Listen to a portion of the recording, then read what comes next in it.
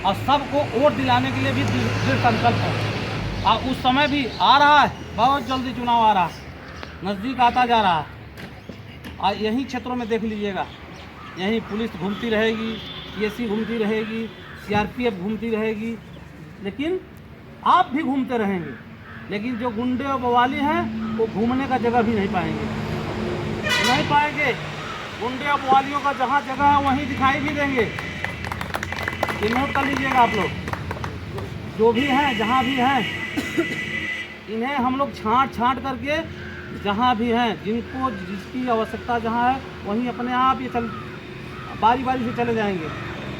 जनता है कि आज़ाद देश है, यहाँ संविधान और कानून का राज है, और कानून का राज ही होना भी चाहिए। कभी कभी देखिए, आप अपने घरों में जाते हैं, आप अपने भाइयों से ही लड़ते रहते हैं, आप अपने में ही दुनिया भर का मारपीट करते रहते हैं, लेकिन जो नहीं लड़ते हैं उनसे देखिए कितना सुकून महसूस करते हैं,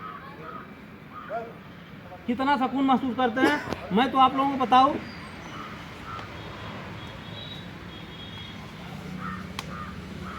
हमारी एक दिन मिसेज थी, पत्नी, ऐसे ही बैठे थे हम लोग, हमारे भी 2 बच्चे हैं, 2 बेटा एक बेटी, 2 बेटा एक बेटी हमारे पास भी हैं। हमने अपने पत्नी को दिखाया, ये बताओ, ये जो जिनको तुम पाल रही हो, क्या इन्हें 20 साल 25 साल 30 साल 40 साल 50 साल की उम्र में इनको एक ही साथ देखना चाहती हो, दोनों एक रहें, या इनको अलग अलग देखना चाहती हो? तो पत्नी बड़ा अच्छे से, बड़ा मंद मुस्कुरा कर कहीं कि नहीं, क्यों, हम तो जीवन पर्यंत चाहती हूँ कि ये जब तक जिंदा रहें हमारे बच्चे, तब तक एक ही रहें। तो हम यही बात हम उनसे कहे, शायद है इन्हें एक तभी कर पाओगी, तभी इनको जीवन भर एक देख पाओगी, जब तुम हमारे भाई और भाई मुझ में जीवन भर एक रख लोगी। तो गारंटी के साथ कह रहा हूँ कि तुम्हारे बच्चे भी जीवन भर साथ ही एक ही साथ रहेंगे। अगर हम दोनों भाइयों को, हम भी 2 ही भाई हैं, तुम्हारे भी 2 ही बच्चे हैं, अगर हम दोनों भाइयों को जीवन भर एक साथ रखवा ली तो शायद तुम्हारे बच्चों को कोई अलग नहीं कर पाएगा। और अगर हम दोनों भाइयों को दूर करा दी तो शायद है कि ईश्वर भी दोनों तुम्हारे बच्चों को एक साथ तो नहीं रखेगा। क्यों? इसीलिए नहीं रखेगा, वो तो परंपरा का वाहक है, वो तो देखता है, देख रहा है। हमारे दादा बाबा होली दिवाली दशहरा कैसे मनाते थे, हमारे दादा बाबा ये शादी विवाह कैसे करते थे, हमारे दादा बाबा पिताजी माताजी ये कैसे रहती थी। हमारी और तुम्हारे सारे हरकतों को वो बच्चे देख रहे हैं, हमारे और तुम्हारे अच्छे कार्यों को सभी को हमारे छोटे छोटे बच्चे देख रहे हैं। बस अंतर इतना है, वो बोल नहीं रहे, अपनी वो मर्यादा में है, लेकिन जिस दिन उन्हें निभाने का समय आएगा वो अपनी बस उसी मर्यादा को निभाएंगे जो परंपरा से मिला है। परंपरा से अगर अच्छे संस्कार मिले होंगे तो वो भी अपना अच्छा संस्कार दिखाएंगे। शायद है अगर हमारी माता जी को तुम दुत्कार करके बोली होगी, या हमारे पिताजी को, मैं बस फालतू वाली बात कर रहा, बैठिए चुपचाप, वो सुन रहे होंगे। कल जब हमारी भी अवस्था ढलेगी और उनकी भी जिद तौड़ाई आएगी तो हमें भी कहेंगे चुपचाप बैठे रहे, क्या फालतू वाली बात करते हैं। क्योंकि वो परंपरा को ही निभा रहे हैं, जो बीज हमने बोया है। इसलिए मैं सभी लोगों से कह रहा हूँ, जितने भी लोग हैं, अच्छी परंपरा का नींव डालिए। चाहे किसी क्षेत्र में, राजनीति के क्षेत्र में, समाज के क्षेत्र में, सांस्कृतिक के क्षेत्र में, जिस क्षेत्र में आप जा रहे हैं, जहाँ भी जा रहे हैं। और गांव ऐसा है कि गांव में हर क्षेत्र मिल जाता है, हर क्षेत्र गांव में मिलता है, हर परंपरा गांव में दिखती है, और गांव से अच्छी परंपरा कहीं नहीं मिलेगी। हमसे किसी ने कहा साहब, शहर और गांव में क्या अंतर है?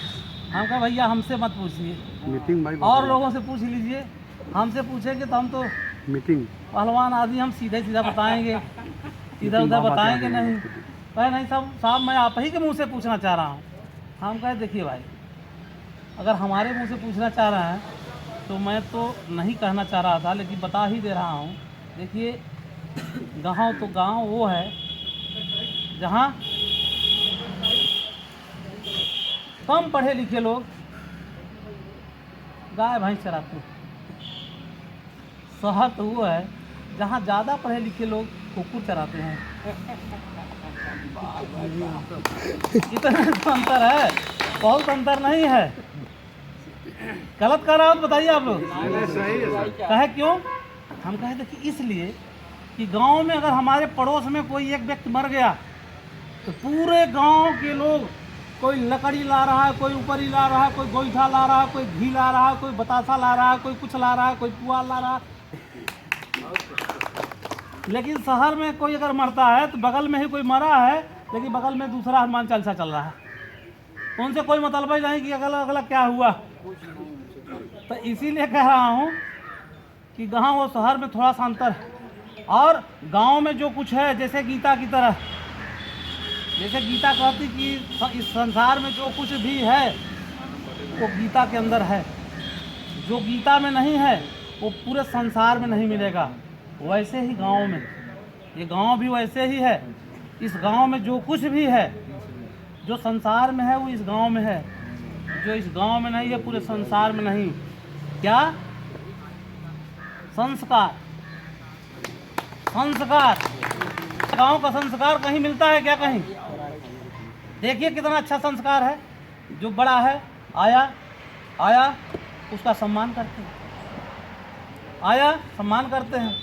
शहर में चले जाइए, बूढ़े भी हैं तो भी, जवान हैं तो भी, एक के कोई आया 18 साल का बच्चा आ गया तब तक वो लग रहा कि जैसे सबका पूर्वज यही है।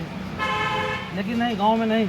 इसलिए मैं आप सभी लोगों से कहूँगा कि जो भी लोग हैं गांव में, यहाँ पे सभी लोग अपने पहले परिवार से शुरुआत करिए, परिवार से शुरुआत करिए।